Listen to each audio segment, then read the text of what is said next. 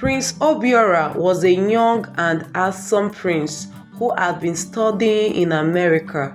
His father, the king, had promised his hand in marriage to the daughter of Honourable Chief Okafor, a wealthy and powerful man. However, no one had ever seen the prince before because he had been away for many years. When Prince Obiora arrived in Nigeria, the Honourable and his family came to the palace to welcome him.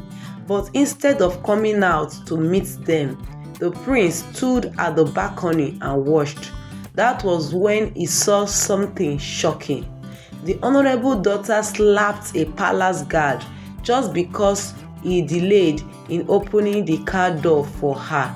Prince Obiora immediately knew he needed to find out more about this girl before marrying her.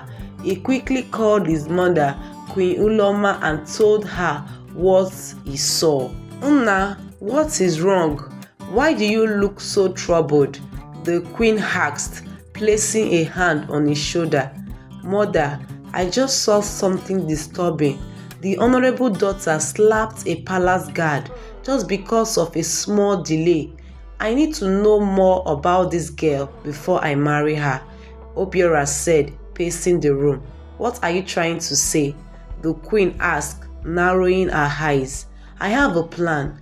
I will disguise myself as a houseboy in their house," Obiora said firmly. The queen gasped. "Nna, have you lost your mind? You are a prince, a future king. How can you lower yourself to the level of a common houseboy?" "Mother, titles don't matter in marriage. What matters is the kind of person I will be spending the rest of my life with. What if she's cruel to servants but pretends to be kind in front of us?" The queen shook her head. "I will not allow this nonsense. What if someone recognizes you? What if you are mistreated? What if—" "Mother, please," Obiora interrupted. "This is my life we are talking about. I refuse to marry a woman I don't know. I need to see her true character with my own eyes. If she is a good person, I will marry her. If she is not, then I will not." The queen sighed deeply and sat down. "Nna, do you know the kind of suffering houseboys go through? You have never done a day of labor in your life. How will you cope?" "I will manage, mother. I would rather suffer for a short time than regret for a lifetime." There was silence between them. The mother looked at her son, seeing the determination in his eyes. She wanted to refuse, but she knew Obiora was stubborn. Finally, she essayed and said, "All right, Nna, all right." While the guests waited to meet Prince Obiora, Queen Uloma rushed downstairs, pretending to look distressed. "My apologies, Honourable," she said. "The prince has been rushed to the hospital due to a sudden stomach upset. It would be embarrassing for him to be seen in such a state, so he cannot meet you today." The Honourable and his wife gasped, concerned. "Oh dear, I hope he is all right," Honourable Okafor said. Yes, the queen assured. "It is nothing serious, just a little reaction to the change in weather." The king, though surprised by his wife's words, quickly played along. "We apologize for the inconvenience. I will personally visit him right away." As the guests were escorted out, another shocking scene unfolded. Honourable Okafor's daughter slapped a maid simply because she didn't hold her gown properly. The king was too preoccupied with his son's illness to pay much attention, but upstairs the truth was about to come out. The king rushed to the prince's chambers, expecting to see him lying sick in bed. Instead, he found his son standing beside the queen, looking perfectly fine. "What is the meaning of this?" the king growled. "Why did your mother lie that you were in the hospital?" The queen lowered his head. "My king, please, let us explain." Obiora stepped forward. "Father, it was my idea." The king's eyes widened in disbelief. "Your idea? To lie? to disgrace this family. Do you know the shame you have brought upon us?" Obiora remained firm. "Father, I had no choice. I saw something disturbing today. The honorable daughter, the woman you've chosen for me, slapped a palace guard simply because he delayed in opening the car door. And as they were leaving, she slapped a maid because her gown touched the ground." The king frowned. "And what does that have to do with lying to our guests?" "Because, Father, I have come up with a plan," Obiora said. "I want to go into their house as a houseboy to see who she really is before marriage." The king's expression turned from confusion to anger. "What nonsense are you saying? You, a prince, will go and work as a mere servant. Have you lost your mind?" "Father, please listen to me," Obiora pleaded. "This marriage is for life. I need to be sure I am not marrying a wicked woman." The king slammed his staff on the ground. "I have already made my decision. You will marry her." "But Father, what if she is cruel? What if she only pretends to be good in front of you?" Obiora asked. "That is none of your concern. You are a prince, and sometimes duty is more important than personal happiness," the king shouted. The queen quickly stepped in. "My king, please, let him do this. He is right. Marriage should not be based on duty alone, but on love and understanding." The king turned to his wife in frustration. "And you are supporting this madness? Do you want people to laugh at us when they find out my son is a mere houseboy?" The queen wiped a tear from her eye. "I am supporting my son's happiness." The room was silent for a moment. The king sighed heavily and looked at Obiora. "You are stubborn, just like your mother," he muttered. 3 days passed, and the king finally gave in. "Fine," he said at last. "You can go. But remember, the moment you want to return, the palace doors are always open for you." Obiora smiled in relief. "Thank you, Father." "Don't thank me yet," the king grumbled. "I still think this is the most foolish thing you have ever done." The queen held Obiora's hand. "Nna, be careful. If anything happens, come back home." Obiora nodded. He was ready to begin his secret mission. At the same time, a poor girl named Chidinma worked in the honorable's house as a cook. She was hardworking and kind, but she had a big problem. Her mother was always sick. Because of this, she was often absent from work, leaving the household short of staff. Honorable wife Madam Amaka called Queen Uloma and asked if she knew someone who could work as a housekeeper. The queen saw this as the perfect opportunity and immediately said yes.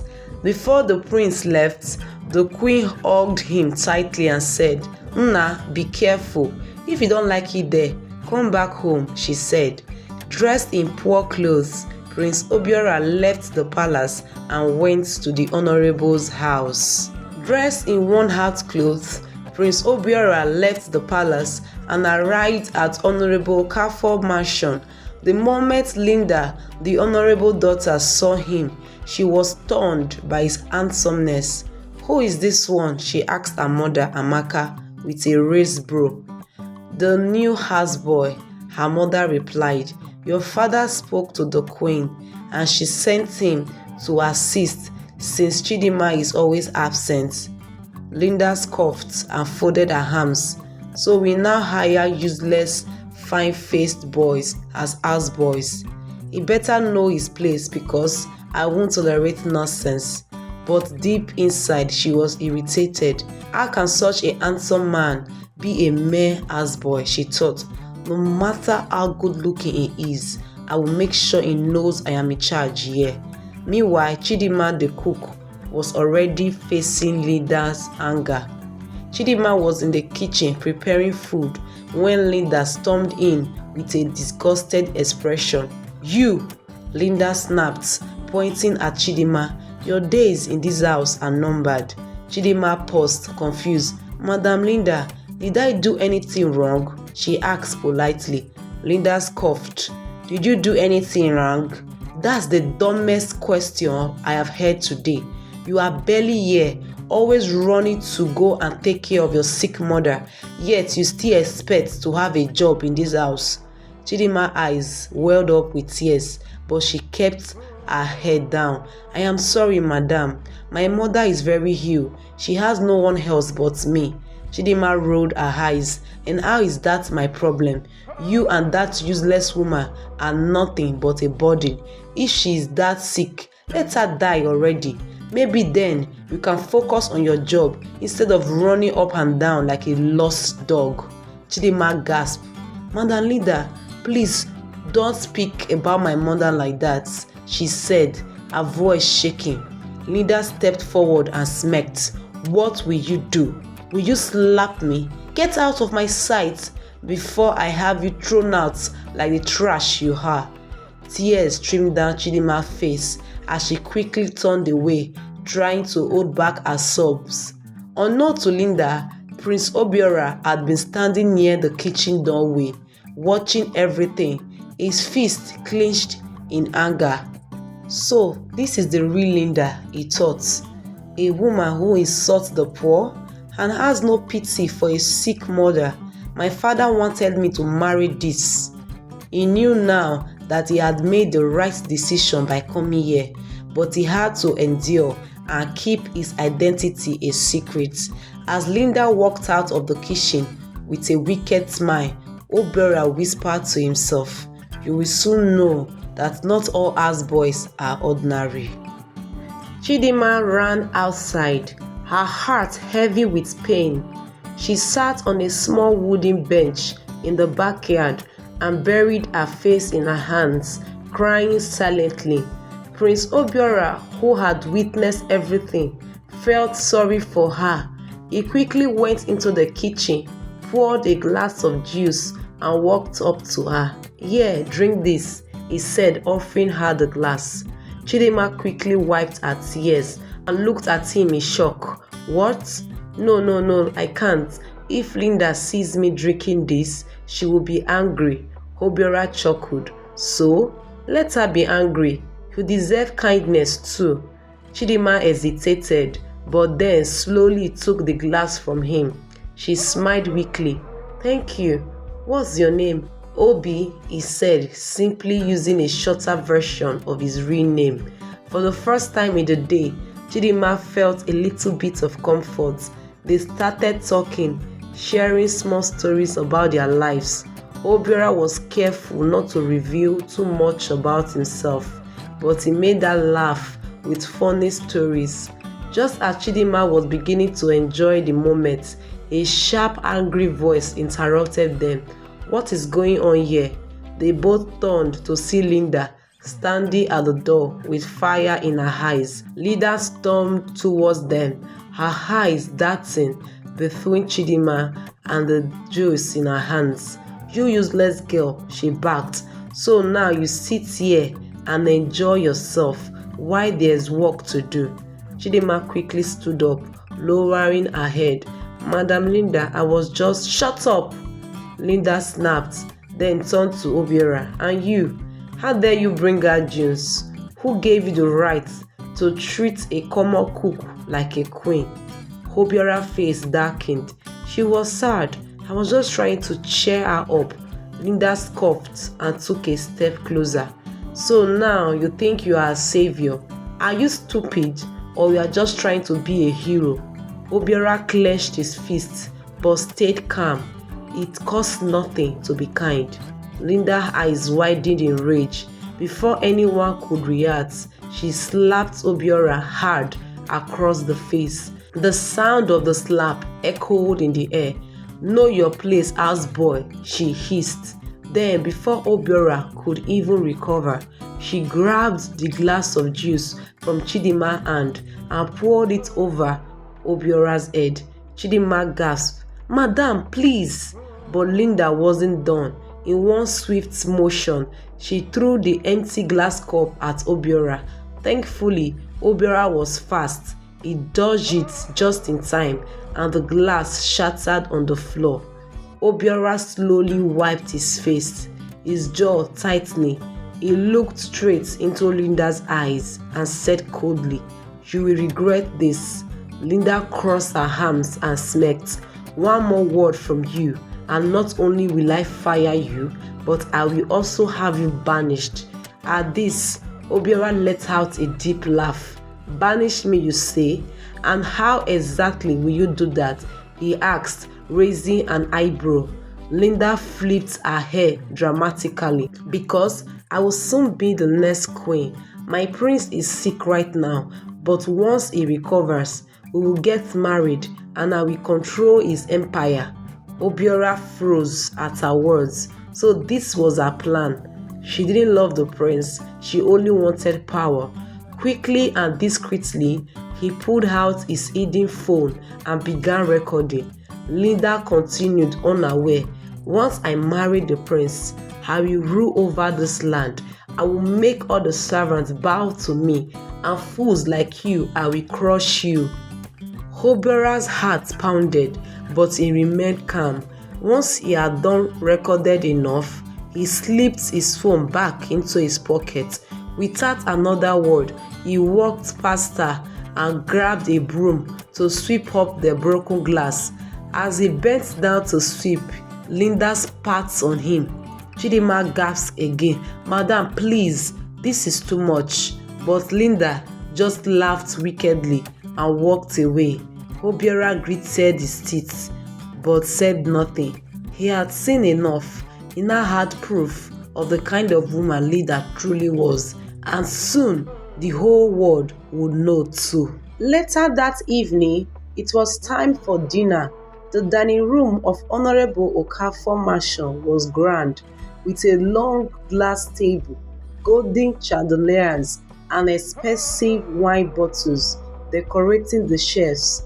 Prince Obiora, still disguised as a houseboy, carefully carried trays of steamy food and began serving the honourable family their meal.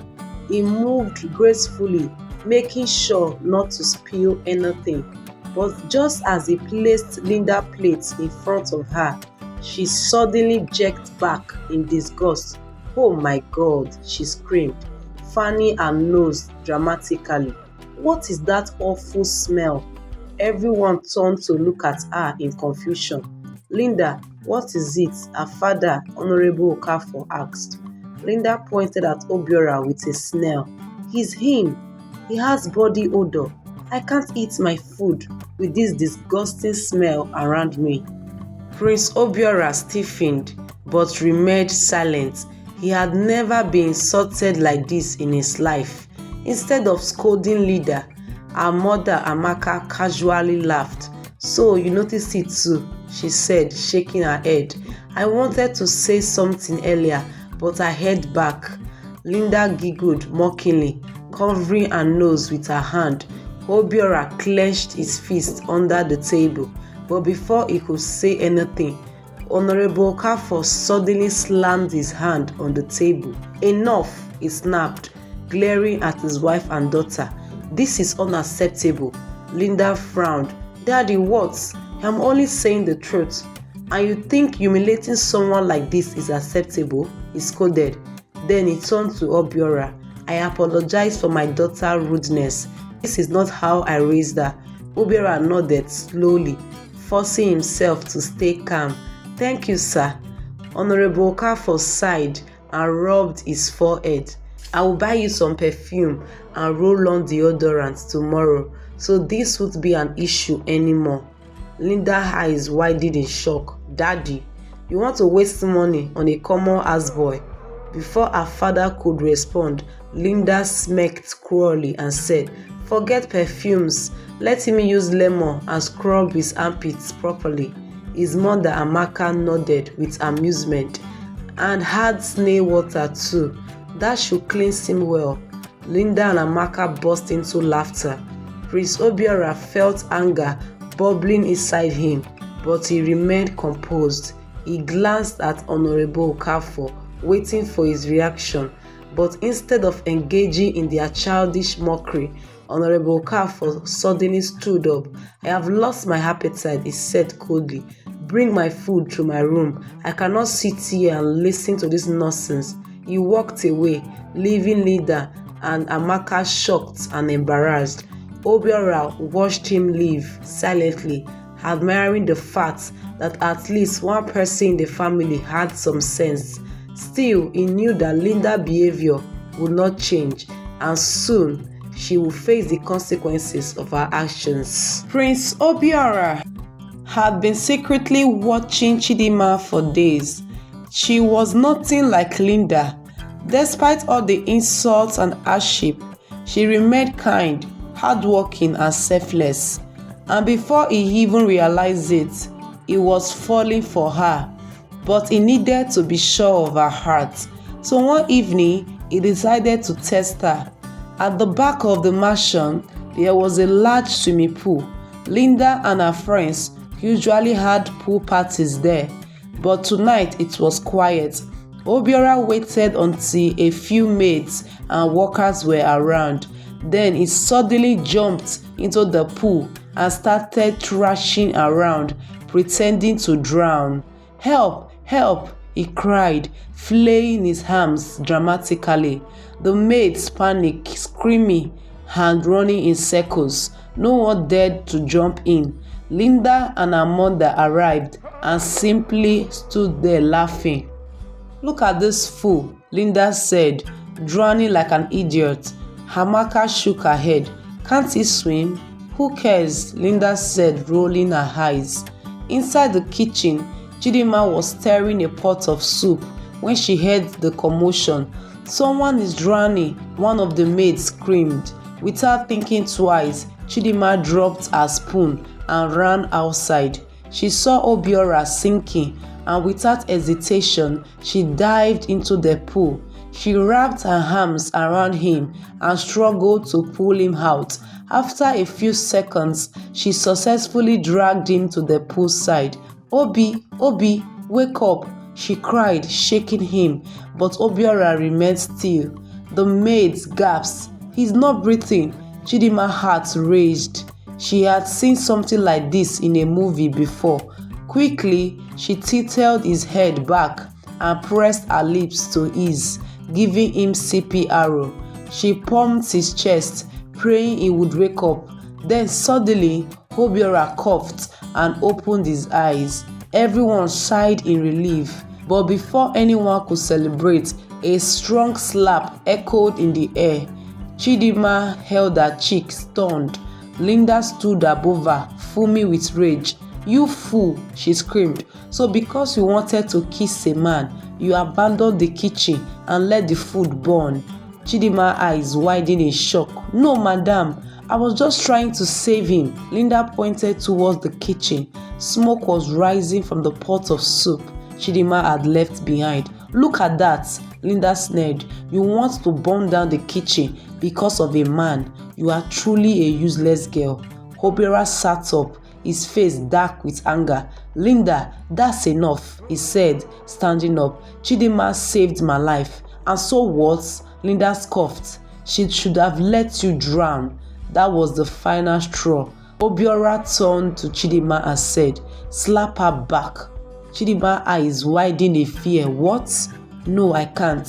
Obiora's jaw clenched. "She slapped you for no reason. You have every right to defend yourself." But Chidinma still hesitated. Then Linda laughed cruelly and said, "Even your sick, cursed mother won't dare lay her hands on me." That was it. Before Linda could blink, Chidinma slapped her across the face. Everyone gasped. Linda stumbled back in shock, holding her cheek. But Chidinma wasn't done. She grabbed a jug of cold water from the table and poured it over Linda. Obiora grinned proudly. "Good job," he said. "Now come with me." Chidinma looked confused. "Where?" Obiora grabbed her hand and pulled her forward. "Let's fire ourselves before they fire us." Linda screamed. "You are finished. You are both finished." But Obiora and Chidinma ignored her. They marched straight to Honourable Okafor's room. When they got there, Obiora bowed slightly and said, "Sir, we are no longer working here. Thank you for everything." Honourable Okafor looked at them, then sighed. I understand. I won't stop you. Take care. And with that, Obiora left the mansion. Chidinma quickly ran back to her sick mother, her heart still racing. She did not know what the future held, but one thing was clear. She would never let anyone treat her like trash again. Prince Obiora arrived back at the palace, exhausted but fulfilled. He walked into the royal chambers, where his parents, King and Queen Uloma, were waiting anxiously for him. His mother rushed to him. Nna, you are back. How did it go? Obiora smiled and bowed. Mama, Papa, I have seen everything with my own eyes. Linda is wicked, arrogant, and full of pride. She is not fit to be a queen. The king sighed in relief. I'm glad you took this step. You've proven that wisdom is more valuable than riches. Obiora grinned. But that's not all, Papa. I have found my wife, Chidinma. The queen's face lit up. The poor girl who works as a cook. Obiora nodded. Yes, Mama. She is kind, humble, and selfless. She saved my life when no one else would. I want to marry her immediately. His parents looked at each other in surprise. The king chuckled. I like your boldness, my son. If this is what you want, then so be it. The queen clapped her hands in excitement. Then we must not delay. The entire village must witness this great union. The king summoned the town crier. Go and announce to the people that Prince Obiora has found his bride, and the wedding will take place today. The town crier ran off, ringing his bell and shouting, Come one, come all, the prince has found his bride. Gather at the palace for the royal wedding. Meanwhile, Linda was overjoyed when she heard the announcement. Finally, the prince is going to marry me, she said, twirling in front of the mirror. She quickly called her boys, the ones she had hired to eliminate Chidinma. Pause the plan. I don't need Chidinma gone right now. One of the thugs was confused. Madam, but we are already prepared. Shut up, Linda snapped. Once I marry the prince and become queen, I will deal with both the stupid ass boy and that filthy cook myself. She laughed wickedly and called her mother to help her dress in the most expensive royal gown. At Chidinma's small house, palace guards and maids arrived in royal cars. They knocked on the door, startling Chidinma and her sick mother. Who is it? Chidinma asked nervously. A guard spoke. The queen has sent us to take you and your mother to the palace. You must be dressed in royalty immediately. Chidinma froze in fear. Linda must be behind this, she whispered. She wants to punish me. But before she could refuse, the maids entered and gently led her and her mother into the car. They were taken to a luxurious boutique, dressed in expensive gowns and made to look like royalty. Chidinma was terrified. Why is this happening? She kept asking herself. The palace was filled with villagers, nobles, and high-ranking officials. The royal throne was decorated beautifully, and the excitement in the air was overwhelming. Linda arrived with her parents, wearing a golden crown and shiny jewelry. Her mother smiled. You look like a queen already. Linda nodded confidently. Of course, today I take my place beside the prince. But when they entered the throne hall, they all froze in shock. The houseboy they had mocked and humiliated was sitting on the royal throne, dressed in royal full attire, his golden crown shining. Obiora looked more handsome and powerful than ever. Linda's heart dropped. Her mother gasped. No, it can't be. But it was at that moment they realized the houseboy they mistreated was actually the prince. Linda gathered herself and quickly walked towards him. My prince, but two palace guards blocked her path. The king stood up and addressed the people. Today my son Prince Obiora shall pick his bride. Everyone expected him to pick Linda. Then Chidinma and her mother walked into the hall. Obiora smiled and held out his hand.